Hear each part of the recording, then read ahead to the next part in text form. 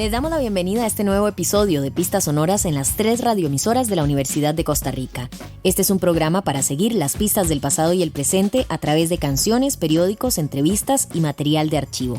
Les saludan Fabiola Cordero González y Marvin Coto. Durante la próxima hora conversaremos sobre un episodio de nuestra historia nacional, precisamente durante los años 30, cuando la Iglesia Católica decidió iniciar una cruzada contra la supuesta inmoralidad del cine, que ya se había convertido en un entretenimiento de gran popularidad. Conversaremos con el historiador Esteban Fernández Morera, quien escribió el artículo Purificando el cine en Costa Rica, 1936-1937, Cruzada Global, Censura Moral y Movilización Católica.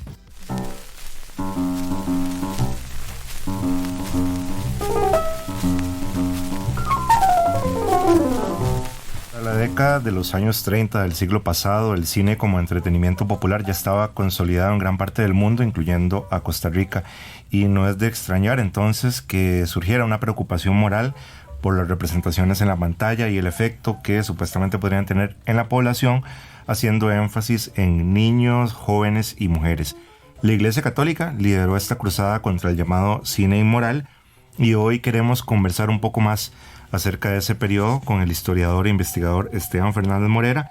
Él es autor del artículo Purificando el cine en Costa Rica, 1936-1937, Cruzada Global, Censura Moral y Movilización Católica.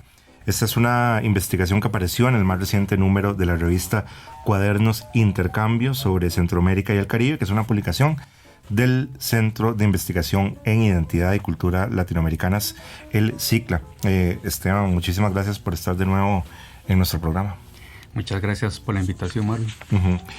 Cuéntanos un poco cómo surgió su interés en hacer este artículo, en estudiar este periodo del cine en Costa Rica y sobre todo la relación con la censura y la Iglesia Católica, porque comentábamos un poco antes de empezar a grabar que quizás nos hace falta una historia más completa de la censura cinematográfica en el país. Entonces, ¿cómo surge el impulso para estudiar esto? Claro, vienen como de varios lugares el interés. Primero, mi interés por el cine, que en otras palabras soy un gran cinéfilo, me encanta el cine, claro, de todas las épocas.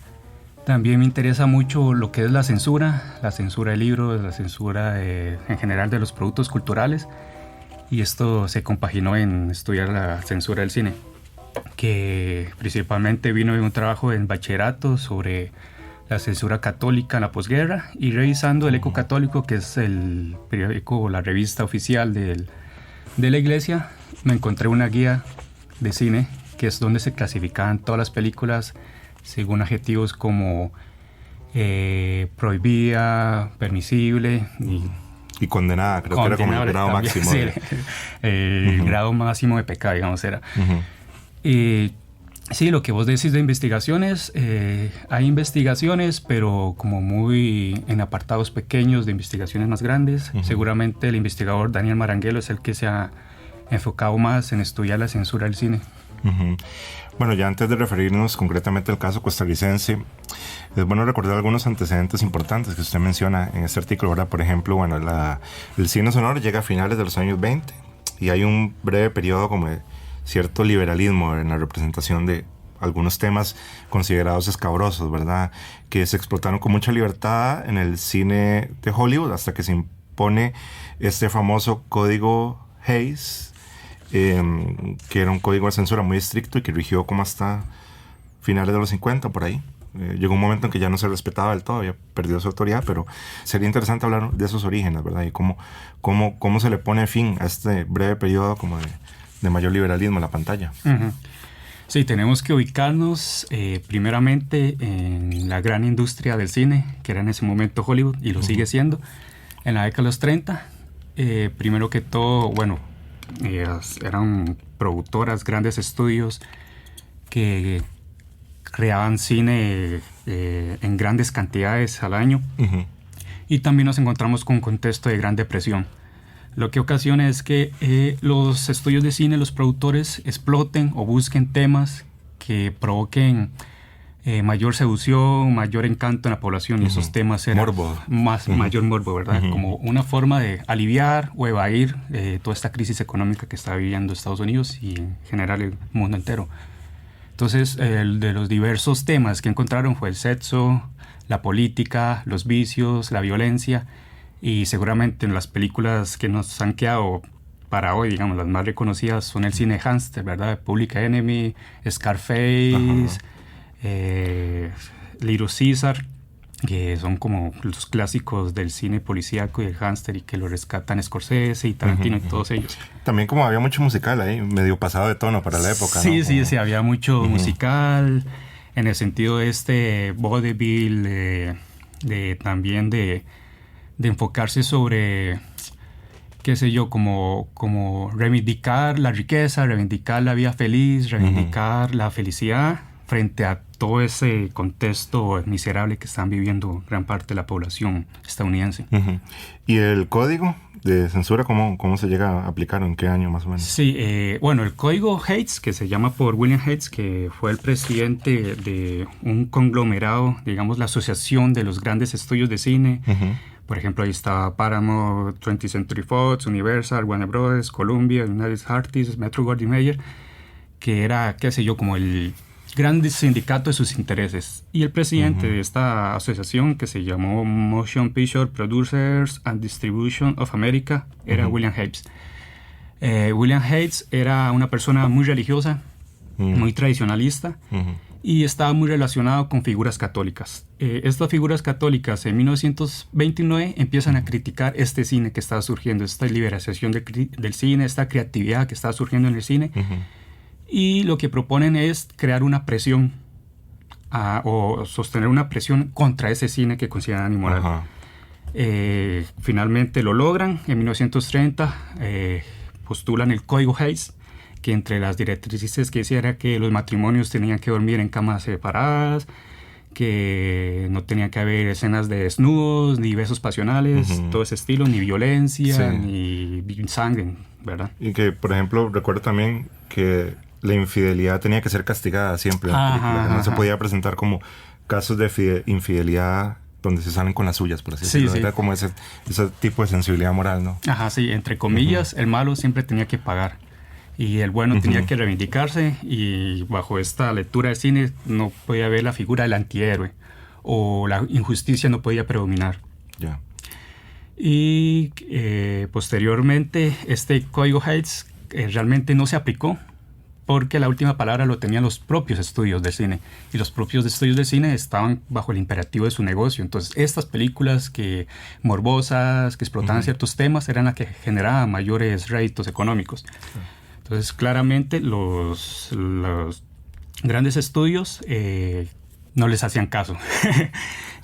Posteriormente... ¿Y entonces cómo se llega a implementar cuando en realidad iba en contra de los intereses económicos de los mismos estudios? Es interesante como ese pulso, ¿no? Sí, era entre un pulso. Comercio y, entre comillas, moralidad, ¿no? Sí.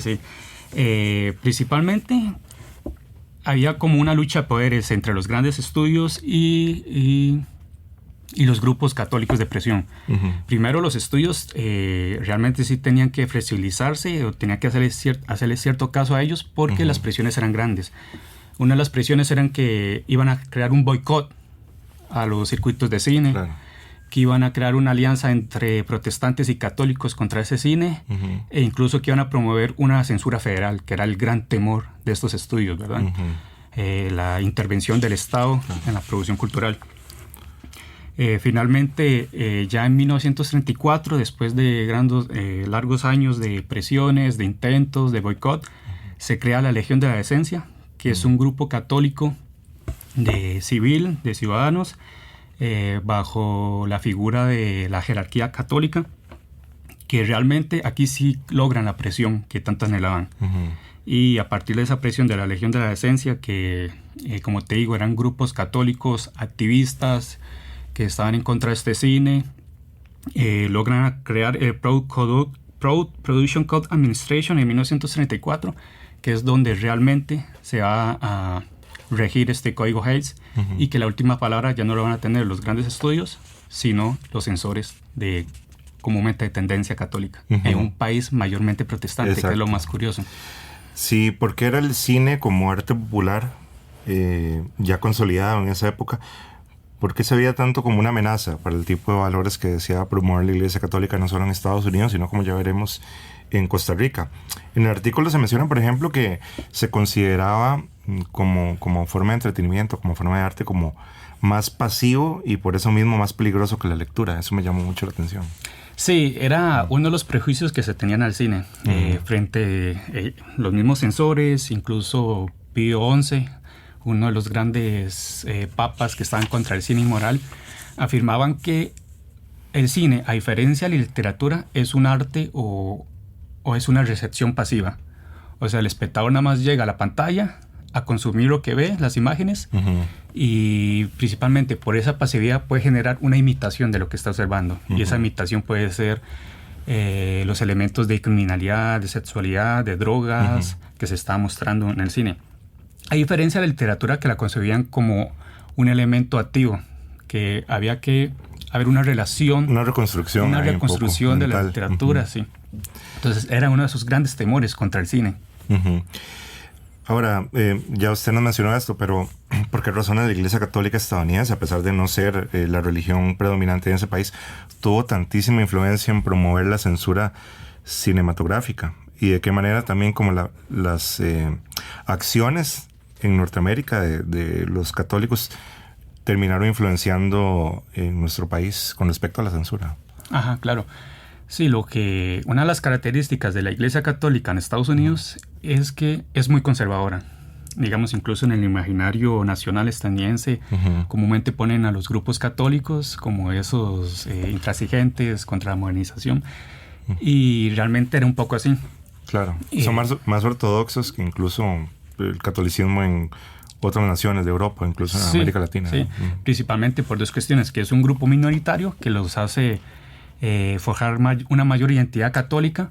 Total. Y también los logros de esta Iglesia Católica fue gracias a dos elementos: los medios masivos, que tenían radio, prensa, revistas por todo Estados Unidos, y que es una religión centralizada, a diferencia del protestantismo, que está descentralizada, que no hay una figura central. Sí, no hay una autoridad con la misma estatura que un papa, ¿verdad? Sí, claro.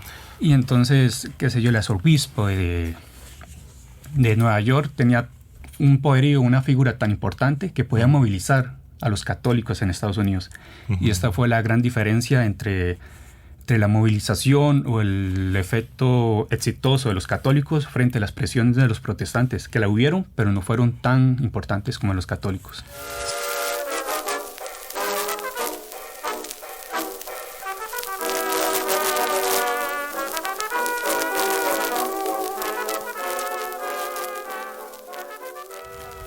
La preocupación de la Iglesia Católica por lo que creían que serían efectos moralmente devastadores del cine fue tal que, ya como usted nos adelantaba, inspiró una encíclica papal que se llama La Vigilante Cura de Pío XI en 1936, ¿verdad? Que a mí me llama muchísimo la atención que una forma de entretenimiento inspirara una encíclica. Digamos, tal vez valdría la pena detenerse un poco más en qué era lo que nos decía ahí el Papa.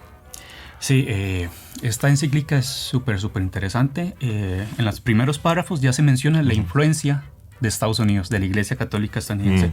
Lo que quiere el Papa Pío XI es que en el mundo católico, en América, en Europa, en Asia, se imite el gran éxito estadounidense, de la Iglesia Católica estadounidense.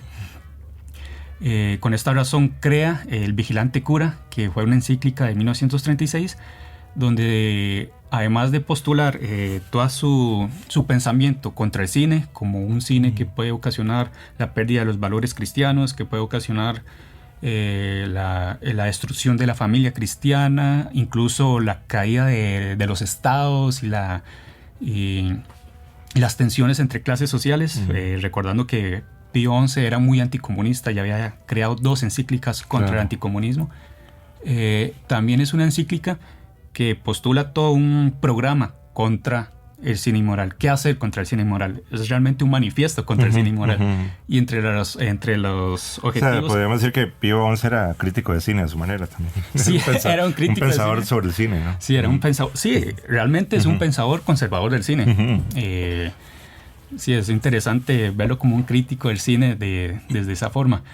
Y también como te venía diciendo, postula varios objetivos contra qué hacer contra el cine.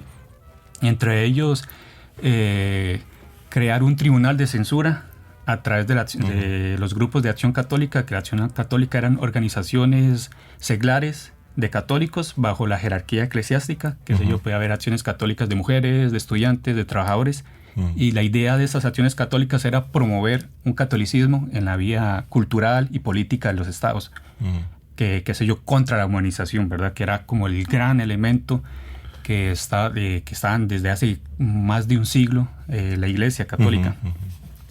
Y bueno, aquí entre los objetivos fue, además de crear acciones católicas, tribunales de cine, eran las clasificaciones de cine, también promover un cine moral entre los grupos de productores de Hollywood, y también que los mismos sacerdotes o figuras eclesiásticas crearan espacios para promover este cine moral.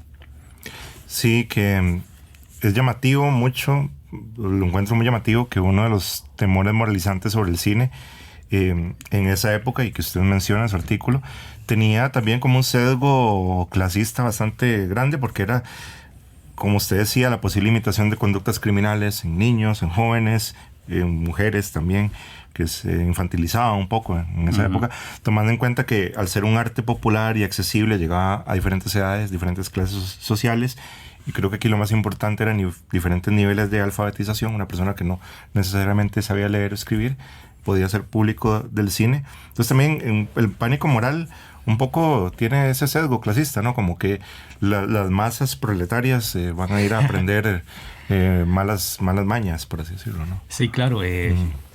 Los mismos censores, los mismos críticos del cine mencionan eso, el peligro de que puede ocasionar el cine en las masas.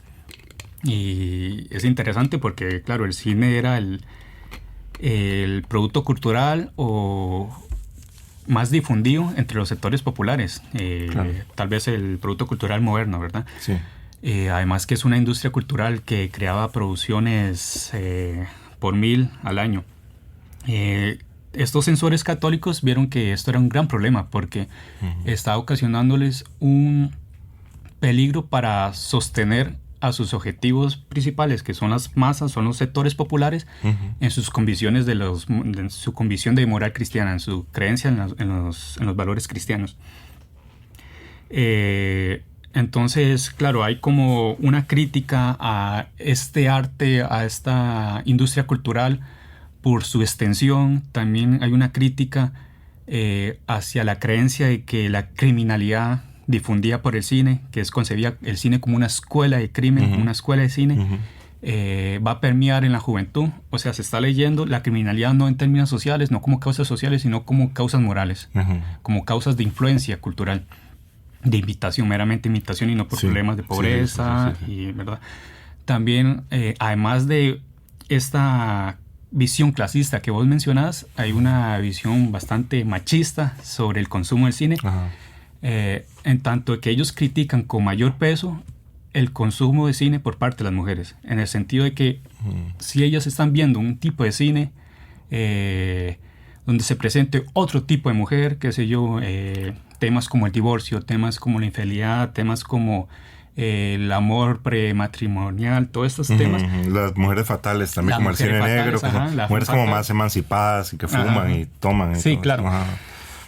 Podía generar una imitación en las mujeres católicas, y eso era uno de los grandes pavores para los censores católicos. Sí, que bueno, también dentro de las preocupaciones asociadas a la censura, parte del discurso de la Iglesia Católica estuvo muy asociado a la posibilidad de contrarrestar toda esta supuesta inmoralidad con un cine cristiano, y el modelo en algún momento era lo que se hacía en la Italia fascista, bajo el mandato de Mussolini. Usted lo menciona en su artículo. Sin embargo, este impulso no pareció tener mucho éxito. No, las presiones que hicieron en Costa Rica para promover este cine moral, o sea, siguiendo los dictámenes del vigilante cura, no tuvieron tanto éxito como el anhelado. Uno de las diferentes medios que propusieron para promover este cine fueron desde ir a figuras políticas, qué sé yo, como León Cortés, También difundir por sus medios de difusión, qué sé yo, la radio, la prensa, que tenían varios medios de prensa, los peligros del cine inmoral. También crear su propia clasificación de cine, que es uno de los elementos más importantes de esta campaña moralizadora de estos años de 1937 y 1937. Incluso es una guía de cine que se mantiene hasta la década de 60. Uh-huh. Todos estos elementos que promovieron, incluso crear un cine moral, incluso que los mismos empresarios de cine solo pusieran películas morales según las clasificaciones que ellos postulaban, finalmente fracasaron porque por varios elementos. Primero, porque la figura central de esta movilización católica, que era la Acción Católica, no tenía un gran peso del sector popular. Eran agrupaciones... como un catolicismo medio aristocrático. Medio elitista, sí. Eso es lo que menciona un investigador de la Iglesia Católica, Miguel Picao, que la Acción Católica en la década de los 30 era muy elitista. Ajá. Y esto fue lo que le impidió crear una movilización católica para promover este cine moral. También que los réditos económicos para los empresarios les valía más seguir la censura estatal que la censura católica. Al fin y al cabo, si seguían la censura católica, seguramente solo un cuarto de las películas serían exhibidas. Ahí en el artículo menciona una excepción del empresario del Teatro Víctor, que él sigue esta censura según las clasificaciones católicas, y claro, en la prensa católica se alaba que hay que seguir esta figura. Y en general este fracaso se observa en los llamados insistentes de boicot a las empresas de cine, a los teatros de cine, que nunca se logran, a los lamentos de que el cine está permeando aún mayor la sensibilidad, la cultura costarricense, que lo está alejando de sus valores cristianos, de su identidad católica. Y en general esto es indicador de que el cine era bastante popular entre los sectores populares, que incluso una institución tan poderosa como la Iglesia Católica no les impidió ir a consumir ese cine, que les estaba mostrando nuevos sentidos, nuevas formas de comprender el mundo, nuevos puntos de vista, y que además era muy accesible en términos económicos, de espacio y en términos educativos, ¿verdad? No se requería aprender a leer ni a escribir para consumir ese cine. Sí, que creo que ahí hay una distinción importante que usted hizo entre censura estatal y censura católica, porque si recordamos, todos los que hemos consultado alguna vez algún periódico nacional entre los años 30 y 60, vamos a encontrar esa guía de Acción Católica, pero eran recomendaciones para los fieles católicos, más que un sistema de censura aplicado concretamente. Sí, era completamente era una censura informal. O sea, no tenía ningún peso jurídico, ningún peso legal. Eran unas recomendaciones, pero recomendaciones que pasaban casi a la amenaza, ¿verdad? Hasta la excomunión. A la excomunión, ¿verdad? Sí, a la condena. Incluso se veían como, qué sé yo, como una presión, una sensibilidad de culpa, una autoculpa de ver esas películas que eran prohibidas. Y ahí era la mayor fuerza de esta censura católica. Crear una culpa contra cierto cine. Tener la conciencia que hay un cine prohibido, que hay un cine inmoral que no tiene que verse. Sí, que un caso muy curioso de escándalo público fue el que tuvo que ver con una película de 1933, Elicia, que era como una especie de documental, entre comillas, muy sensacionalista, sobre el nudismo, y que básicamente en esa época era una excusa para ver personas desnudas en pantalla, ¿verdad? Y sorpresivamente esta película estuvo en cartelera en el país unos años después, ya en el 36. ¿Qué reacciones suscitó? Bueno, la película se exhibió en el 34. Bueno, la pretensión de exhibirla, porque hubo muchas presiones por parte de los sectores católicos, y esto lo expone muy bien un artículo que publicó Iván Molina en La Nación sobre este tema, que la polémica se generó porque las marquesinas, los afiches de la película se están exhibiendo en público, en las paredes de los teatros. Y claro, estos afiches salían desnudos, las mujeres desnudas, los hombres desnudos, de una película que se trataba sobre una promoción, una propaganda a favor del nudismo. era una película de lo que llaman pre-code, ¿verdad? Este cine más liberal antes de la aplicación del código Hays. Y es como también un antecedente del cine de explotación ya de los 60 y 70, ¿no? Que también había como mucho documental de dudosa veracidad, pero con temas picantes y morbosos, ¿no? Sí, es un pseudo documental completo. Es también de este género exploitation que agarran un tema polémico, qué sé yo, las drogas, la política, la sexualidad, claro, y lo tratan de manejar de manera científica o manera seria, pero es todo lo contrario, lo manejan de manera morbosa. La película, el documental de Alicia es muy muy interesante, lo pueden encontrar en YouTube. Dura, qué sé yo, como 30, 20 minutos y van a observar que realmente había desnudos. Que este cine ya se estaba exhibiendo durante este periodo y que no es una cuestión, qué sé yo, reciente de la década de los 60, 70. Y esto, claro, generó el pavor de los sectores católicos y de la Iglesia Católica. Finalmente, el arzobispo Rafael Otto Castro, que era una figura contra el cine inmoral, condenó la película junto con otros 29 clérigos y las presiones, Ricardo Jiménez, el presidente en ese tiempo, tuvo que censurar la película según el Código Penal. Pero ¿sí se exhibió o nada más se hizo la promoción con vistas a su exhibición y no se terminó exhibiendo? ¿Cómo fue un poco la dinámica? No terminó exhibiéndose. Existía como toda la intención de hacerlo, pero al final no se pudo. Fue ya estaba a exhibirse, pero gracias a la presión de este arzobispo y estos otros clérigos, no se logró exhibir la película. Ya.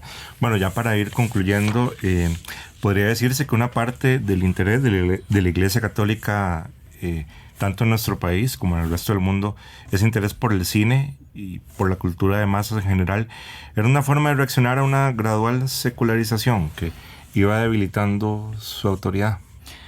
Sí, creo que es un tema muy interesante lo que es la secularización en Costa Rica.